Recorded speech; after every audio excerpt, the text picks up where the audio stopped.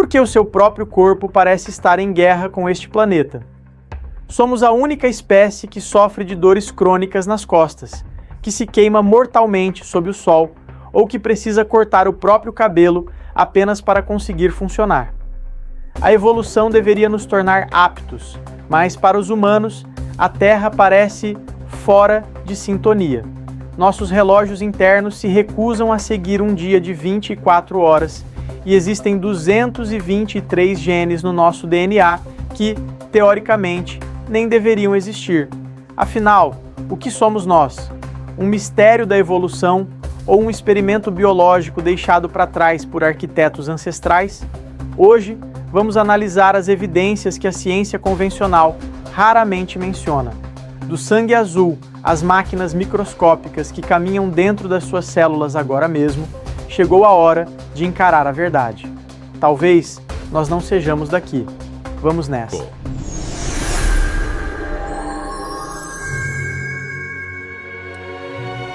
Existe a teoria aquática, também conhecida como a hipótese do macaco aquático, a ideia do Hydrapithecus. Assim como a teoria da savana, esta é apenas uma hipótese, mas ela tenta explicar certos aspectos do desenvolvimento humano.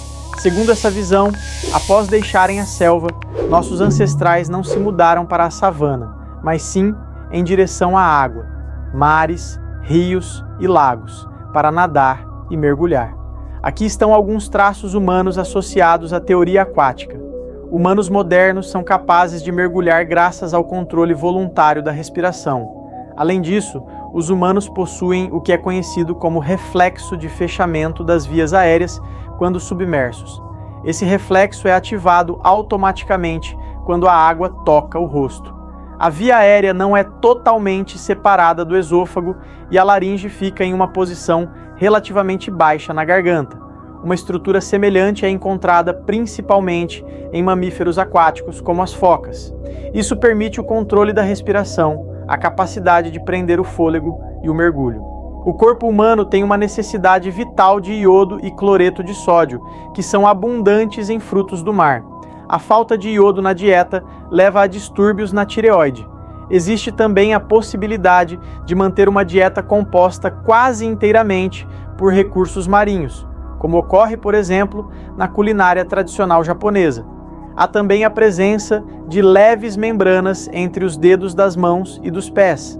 Cerca de 7% das pessoas nascem com os dedos dos pés unidos por membranas. Os humanos também possuem uma pequena membrana entre o polegar e o indicador, algo que os primatas não têm. Além disso, os bebês recém-nascidos são cobertos pelo vernix caseosa, uma camada protetora que também é característica de mamíferos marinhos, mas não de símios. Os recém-nascidos também exibem um reflexo de natação, que nos humanos modernos é considerado um traço atávico. A quantidade significativa de tecido adiposo nas glândulas mamárias humanas é única em nossa espécie. Isso poderia ser explicado pela necessidade de manter o leite aquecido em águas frias. Em fêmeas de primatas, as glândulas mamárias são pequenas e carecem desse tecido gorduroso. Tudo isso é muito interessante, mas e se o Hydrapithecus não tivesse nadado neste planeta? Ou talvez nem importe onde ele nadou. O que importa é que ele pode ter servido como um doador de material genético para uma série de fontes históricas. Teoria da origem cósmica. Fontes históricas apontam para uma origem cósmica da humanidade. Na mitologia suméria, o processo da criação humana é descrito com uma riqueza de detalhes impressionante. De acordo com essas fontes, no início de tudo, o mundo era governado por deuses, interpretados hoje por alguns como representantes de civilizações extraterrestres que se assemelhavam aos humanos. Eles vieram dos céus para a Terra, um planeta cujo desenvolvimento exigia um esforço considerável. O deus Enki propôs a criação dos humanos para transferir o fardo do trabalho para eles. Um dos deuses foi sacrificado, seu material genético foi coletado e, como afirma a fonte, sua carne e sangue foram misturados com argila. Nessa mistura, o primeiro humano foi criado, semelhante aos deuses, mas destinado a servi-los como escravo. Outros textos antigos também mencionam com frequência seres de aparência humana criados por Enki e por uma deusa mãe. A análise do DNA mitocondrial revelou que todos os seres humanos descendem de uma única mulher que viveu há cerca de 200 mil anos, a chamada Eva mitocondrial. Além disso, estudos científicos recentes sugerem que o genoma humano contém 223 genes que não são encontrados em nenhum outro habitante do nosso planeta. A Perftoran, às vezes referida como sangue azul, foi desenvolvida no início dos anos 80 e pode ser utilizada em todos os seres humanos, sem exceção. Trata-se de um transportador de oxigênio artificial que possui uma tonalidade azulada. Curiosamente, a expressão sangue azul tem sido usada há séculos para descrever as classes altas e a aristocracia. Isso geralmente é explicado pela pele pálida, através da qual as veias azuis eram visíveis. Mas e se, em tempos antigos, o termo tivesse um significado mais literal? O sangue humano, como o da maioria dos animais, é vermelho por causa da hemoglobina, que contém íons de ferro. No entanto, existem organismos que utilizam a hemocianina em vez da hemoglobina, um pigmento respiratório à base de cobre. O sangue de tais criaturas é de fato azul. Estes incluem certos moluscos e artrópodes. Se imaginarmos um planeta hipotético, onde o cobre seja mais abundante que o ferro, a evolução por lá poderia ter seguido um caminho diferente. O transporte de oxigênio no sangue poderia depender do cobre em vez do ferro, e nesse caso, a expressão sangue azul carregaria um significado muito distinto. A temperatura corporal de 36,6 graus Celsius também não é aleatória, pois é exatamente nessa temperatura que a água apresenta sua capacidade térmica mínima. Manter a água no corpo a 36,6 graus Celsius exige menos calor do que em outras temperaturas. Isso significa um menor consumo de combustível na forma de alimento e menos esforço geral para as células e sistemas do corpo. Essa temperatura é baixa demais para destruir vírus diretamente, mas o corpo possui um mecanismo para elevá-la a 40 graus Celsius ou mais. Quando muitas bactérias e vírus são neutralizados, pode parecer que os humanos não estão perfeitamente adaptados para a vida sob as condições da Terra, como sugerem certas limitações fisiológicas. Especialistas apontam para um número considerável de tais inconsistências. Por exemplo, por que a evolução daria aos humanos cabelos que crescem continuamente na cabeça para a sobrevivência? Isso parece questionável. Imagine uma criança em tempos antigos, sem tesouras, com o cabelo obstruindo constantemente a visão, o movimento ou a capacidade de correr. Explicar o crescimento persistente e relativamente rápido do cabelo na cabeça puramente através de mecanismos evolutivos continua sendo difícil. Quando ocorre uma anomalia em animais, como no caso de certos primatas, o pelo é tipicamente perdido em todo o corpo e não de uma forma tão seletiva. O parto em humanos também é significativamente mais difícil do que na maioria dos animais, e o período de desamparo de um recém-nascido humano é estranhamente longo se comparado ao mundo animal. Dores nas costas e outros distúrbios musculoesqueléticos são frequentemente associados à adaptação imperfeita do esqueleto humano às condições planetárias atuais.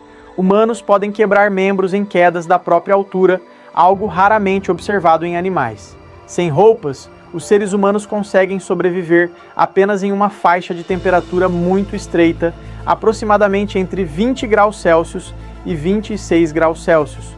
Nosso sistema de termorregulação baseia-se amplamente na evaporação, o que implica a necessidade de vestimentas e não pressupõe uma cobertura de pelos por todo o corpo. Inclusive, esta continua sendo uma questão em aberto nas discussões evolutivas. Para onde foi a densa pelagem corporal? Disse também que as tempestades magnéticas têm um impacto negativo sobre os seres humanos, e acredita-se que mudanças nas frequências das ressonâncias de Schumann também nos afetem. Durante uma corrida intensa, a respiração acelera a tal ponto que o corpo parece lutar para fornecer oxigênio suficiente para todos os processos metabólicos. Isso levou alguns a sugerir que o corpo biológico pode ter sido adaptado a uma proporção diferente de gases na atmosfera. A mesma questão se aplica aos padrões de sono. O ritmo circadiano humano não está exatamente alinhado a um dia de 24 horas.